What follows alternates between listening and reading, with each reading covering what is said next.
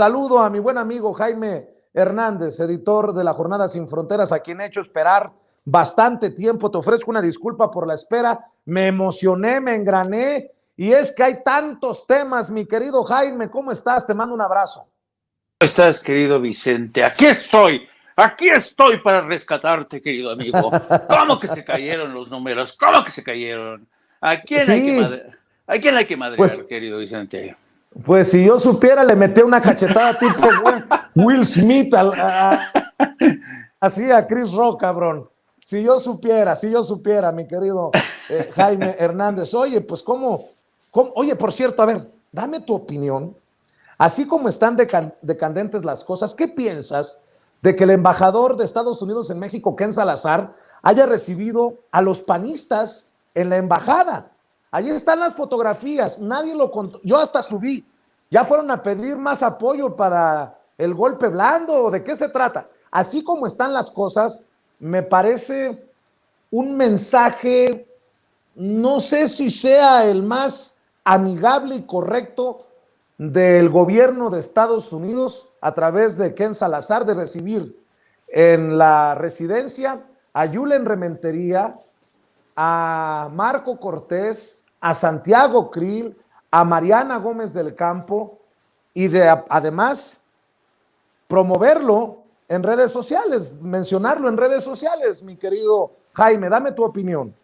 No, yo creo que esta es una tradición que ha tenido desde siempre el Departamento de Estado y la Embajada.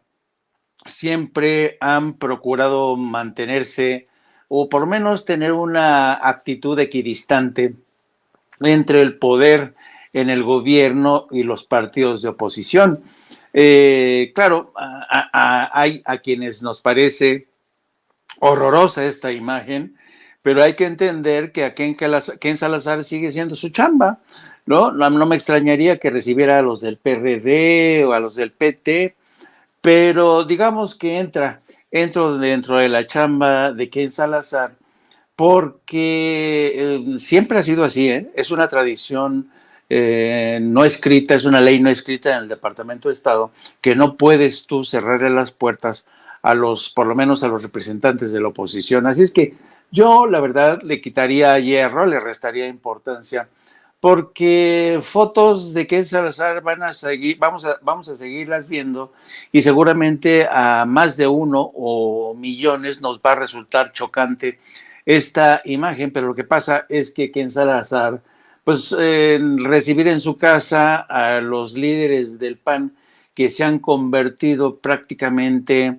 en muy hábiles representantes de la oposición, haciendo sus exposiciones de la Casa Gris, ya andan realmente haciendo sus shows de reality shows, y lo lamentable es que este reality show se haya colado a la Casa Blanca, pero bueno, no le podemos reclamar al embajador, ¿no? El que haya recibido a este grupo de saltimbanquis del PAN, el mismo día que, por cierto, presentaban el show de la Casa Gris en el Senado. Querido Jaime, Lili Telles pide que el presidente se disculpe, que pida perdón a Alejandra Cuevas. Yo pregunto, ¿así también se pondrá Lili Telles para pedir, exigir que pidan perdón los Carlos Marín, los Ciro Gómez Leiva, por hacer una defensa de Jesús Murillo Caram, de Peña Nieto, de Salvador Cienfuegos, de Miguel Ángel Osorio Chong, de la verdad histórica? Hoy que me ha tocado desenterrar estos audios, estos videos de Ciro Gómez Leiva defendiendo la verdad histórica, cuando me ha tocado escuchar a Carlos Marín pedir que los padres y madres de los desaparecidos de Ayotzinapa se disculpen con Jesús Murillo Caram. Digo, qué mierdero hemos tenido en los medios de comunicación, cuánto pinche prostituto hemos tenido en el periodismo mexicano, y estos hijos de la chingada todavía se creen con autoridad moral y con cierta credibilidad, y tan es así que lo siguen publicando en medios y siguen teniendo espacios de respetabilidad, cuando han defendido a los malandros. Así queda establecido con el tercer informe del Grupo Interdisciplinario de Expertos Independientes en el caso Ayotzinapa. Querido Jaime, chingada madre. Sí, no, te entiendo perfectamente. Desde ayer nos hemos asomado al horror que dejó tras de sí Enrique Peña Nieto. Para mí, que ha rebasado en serio todas las expectativas del horror que me imaginaba. Y yo hacía la siguiente reflexión hace unas horas, querido Vicente. Cuando yo estaba como corresponsal en Washington, habitualmente realizaba un par de viajes cada año a la Ciudad de México para tocar base con mis medios de comunicación y siempre aprovechaba para ir a Los Pinos a tocar base. Y me acuerdo que justamente a raíz de lo que había pasado con el caso de los 43 de Ayotzinapa, tuve un encuentro en privado con Eduardo Sánchez, el portavoz, y precisamente mi tema era los 43 de Ayotzinapa. Yo le pregunté directamente a Eduardo, oye Eduardo, ¿qué está pasando en Guerrero? ¿Cómo es posible que haya sucedido esto? ¿Ustedes qué información tienen? Y Eduardo Sánchez me confesó que el gobierno de Enrique Peña Nieto estaba realmente muy preocupado por lo que ocurría en Guerrero y en Morelos y que estaban haciendo labores de inteligencia para ver de qué manera, cómo se va a extender el crimen organizado y para saber qué se hacía, ¿no? Pero me hizo tilín cuando me dijo operaciones de inteligencia en Guerrero y en Morelos. Entonces, evidentemente, ahora sé a qué se refería Eduardo Sánchez. Pero fíjate tú, querido Vicente, que yo hacía un viaje cada año y tuve ese encuentro con Eduardo Sánchez, de la que más o menos pude deducir que el gobierno de Peña Nieto estaba haciendo algo, ¿no? Pero, ¿tú crees que personajes como Ciro Gómez Leiva, Carlos Marín, columnistas de renombre, Carlos Loret de Mola, todos ellos que estaban continuamente recibiendo información de Los Pinos, no sabían algo? Yo, la verdad, no me creo que ninguno de ellos hubiera pasado, o sea, tuvieron que detectar indicios de que algo se estaba haciendo en Guerrero y Morelos. Y además hay que tener en cuenta otra cosa importante, Vicente. ¿Te acuerdas que en esa época el gobierno de Peña Nieto y el secretario de Educación traían una campaña desatada contra el magisterio y justamente también contra los estudiantes de esa normal en Ayotzinapa? Y a esos chicos los habían ya prácticamente criminalizado, deshumanizado. Los presentaban como sicarios, como vinculados al crimen organizado, ¿me entiendes? Los culpaban ya de lo peor. Es decir, algo se estaba cocinando ya en ese entonces para cargarse a estos muchachos. Y el gobierno de Peña Nieto tenía información privilegiada porque había conseguido infiltrar a militares en la normal de Ayotzinapa. Luego entonces, ¿por qué estos periodistas que no solo callaron, sino que, como tú bien dices, defendieron estas operaciones encubiertas del gobierno? Y a mí se me hace realmente eso muy grave, porque es defender con carácter contumaz a un gobierno que cometió crímenes de lesa humanidad. Es muy grave lo que ha ocurrido y yo creo que de no ser por el manotazo que dio el presidente López Obrador, esto quizá nunca se hubiera llegado a saber.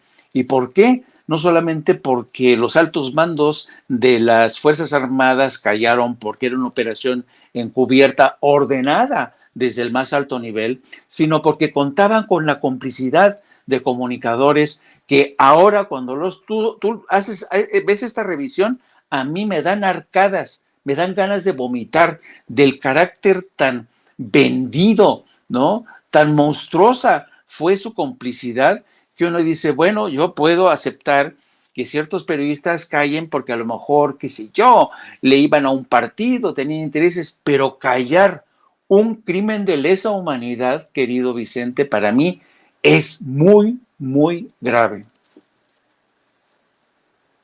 Y hay que decirlo, si no fuera por la voluntad del presidente Andrés Manuel López Obrador, esto nunca lo estuviéramos desmenuzando.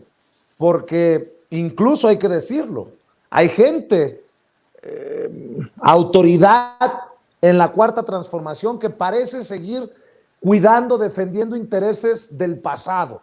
Hay que decirlo con todas sus letras. Es el presidente con este manotazo de que se abran los archivos, de que se dé a conocer todo, aunque hay que decirlo que no le han hecho caso del todo, pues hoy estamos ante esta situación. Conste, por la voluntad del presidente al frente de este gobierno de la Cuarta Transformación, Jaime, aunque digan y pataleen los de oposición.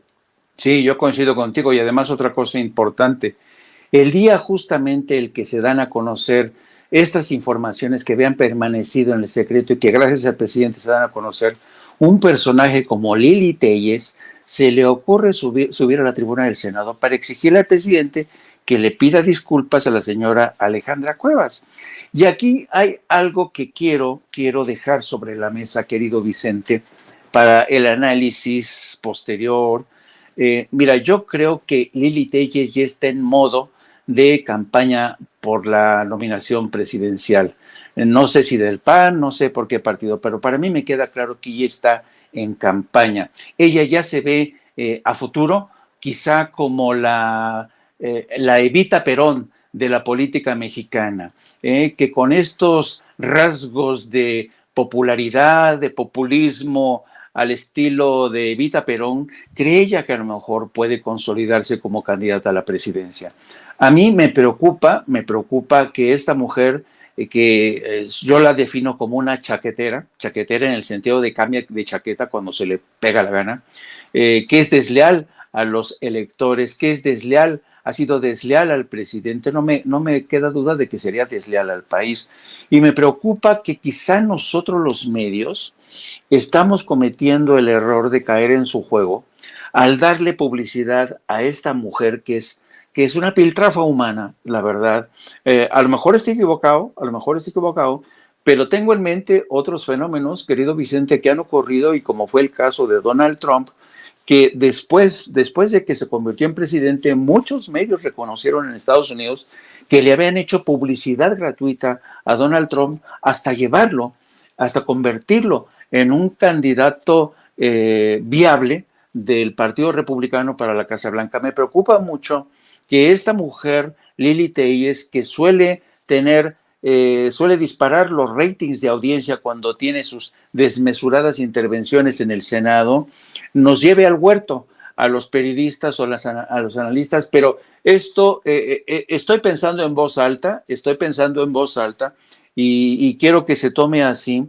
Evidentemente, si la caballada, por decirlo de alguna manera, de la 4T no estuviera tan buena, tan potente, entonces sí que me preocuparía. Lo bueno es que hay candidatos para suceder a Andrés Manuel López Obrador con mucho empaque intelectual, con una altura de mires, gentes como Claudia Sheinbaum, que por cierto, pues imagínate, con 2, 3 cachetadas se quitaría de encima a esa mujer, o ¿cómo se llama? El secretario de Gobernación, Adán Augusto López. Adán Augusto López o Marcelo Ebrard, ¿no? Es decir, no tendría que hacer nada esta mujer, pero aún así me preocupa que esta mujer esté avanzando por la ruta populista y que quizá nosotros le estamos haciendo el caldo gordo. No sé, la verdad, me preocupa un poco eso, te lo confieso. Mi querido Jaime Hernández, ¿por qué no cerramos invitando a la gente para que te siga en redes, para que te respalde mientras vemos las fluctuaciones de estos números que solamente pueden apuntar a esa mano que no quiere que digamos lo que decimos aquí en Sin Censura, y que seguramente también incomodarás con lo que dices en tus redes, en tus diferentes espacios, querido Jaime Hernández.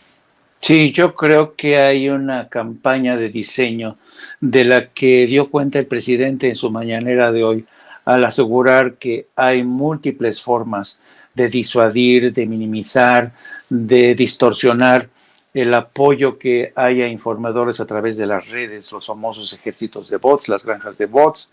En fin, sabemos cómo es esto, pero yo creo que no deberíamos claudicar, ni mucho menos bajar la guardia. Y así es que yo creo que, así como yo hago llamado para que me sigan a mí, les pido a la gente que sigan confiando en el proyecto de Sin Censura, que es un proyecto realmente muy importante, muy trascendente para el país, para la libertad de expresión, porque Vicente Serrano ha conseguido aglutinar a un grupo de periodistas, analistas de muy alta calidad, con comentarios que no van a encontrar en otros grandes medios, así es que no dejen de apoyar el proyecto de Sin Censura y si se puede, por favor, también apóyennos a nosotros en el canal de No Apto para Cínicos. Transmitimos todos los días de las 14 a las 15:30 horas, lunes a viernes, a través de nuestras redes sociales en Twitter, @JaimeYourno, y también a través de nuestra sección de La Jornada Sin Fronteras de nuestro gran periódico La Jornada. Muchas gracias, querido Vicente. Te mando un abrazo. Te mando un abrazo también a ti, Jaime Hernández. Gracias. Gracias por hablar sin censura. Que pases excelente noche. Y ya que lo mencionaba Jaime,